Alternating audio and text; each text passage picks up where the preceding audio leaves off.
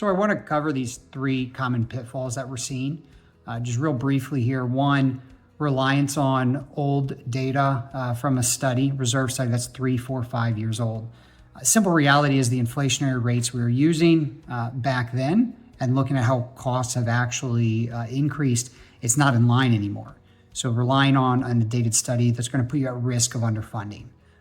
The second challenge that we found boards can get themselves into is they're doing a good thing of watching and paying attention to their prior reserve study, but they're just mostly focusing on that reserve balance.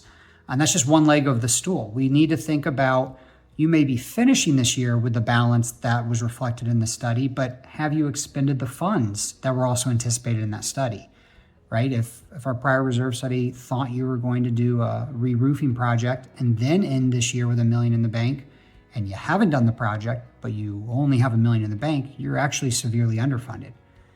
And then the third, and in some ways maybe the most common out of all of these, is the fact that 80% of the reserve studies we issue have a funding increase. And when we update those studies roughly every 3 years, we're seeing many communities have not even followed that funding guidance.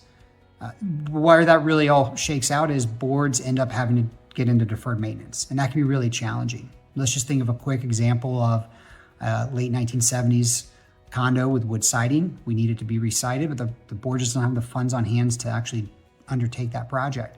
So updating that reserve study gives you an outstanding opportunity to work with that reserve specialist, figure out a path forward. If we can't do the necessary project, we may have to defer it. What critical repairs do we need to do? And then most importantly, how do we develop a funding plan that allows that to occur and get you back on track? So those are really the three most common pitfalls we're seeing. All reasons you want to evaluate, is it the right time to update this reserve study?